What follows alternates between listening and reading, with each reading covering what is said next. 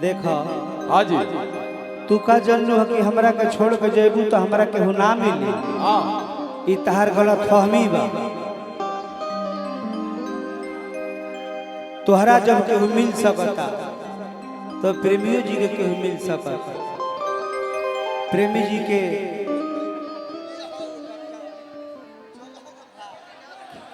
किट्टू बाड़ी जिंदगी है हमार उनकरे पर जिंदगी निकल जाए का नरमन हाँ जी कि जब न पास रहबो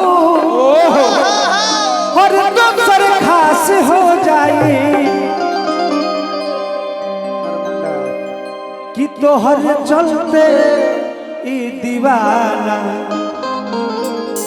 और बदमाश हो जाए कि जब न पास रहबो दोसर खास हो जाए जब न पास रहबो दोसर खास हो जाए तोहर चलते ई दीवाना बदमाश हो जाए हर चलते और मुंडा बदमाश हो ये तोहर चलते ई दीवाना बदमाश हो जाए हर चलते ये दीवाना बदमाश हो अब तो चले जब नाश हो जाए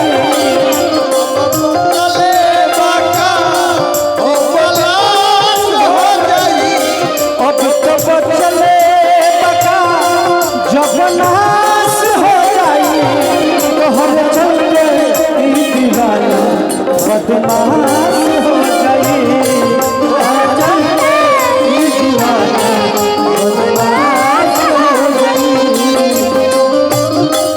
ई दीवाना बदमाश हो जाए। हमरे प्यार से सुन यादव जी वाले तू भूला सुजाना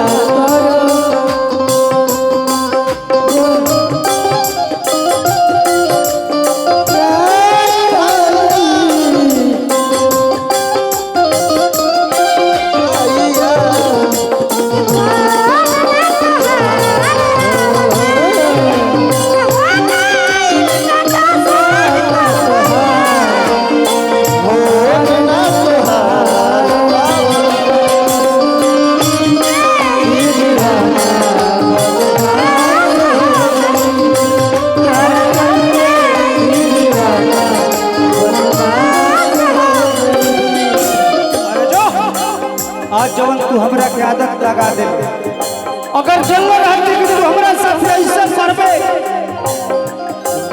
तो तोरा के तोर सकल भी ना दे देखले रहतिया। आज तोरा चलते कगार पर प्रमोद प्रेमी बाड़े मन बिगड़ले बारू तू मन मानी करो जो सत होए लागी जब जहिया मरब एक तोहरे लागी हम जहिया मरब एक तोहरे लागी हम जहिया मन बिगड़ले बारू तू मन मानी करो जो सत होए लागी जब जहिया मरब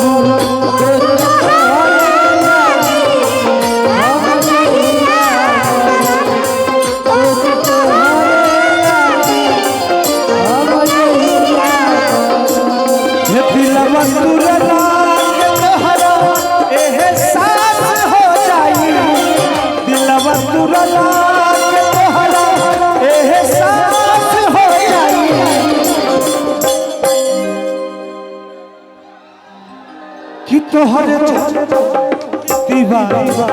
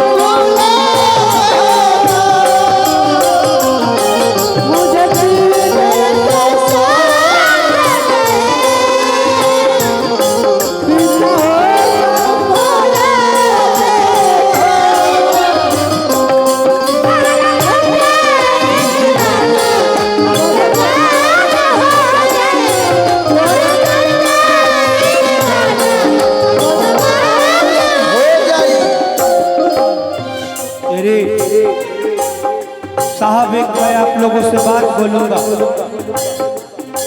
मुझे अपनों ने लूटा, मुझे अपनों ने लूटा, गैरों में कहा दम था। जहाँ किस्ती थी ही डूबी वहाँ पानी ही कम था। एक और बात मैं बोलूंगा, प्यार एक तरफ से होता है तो सजा देता है, प्यार एक तरफ से होता है तो सजा देता है। अगर प्यार दोनों तरफ से होता है साहब तभी मजा देता है।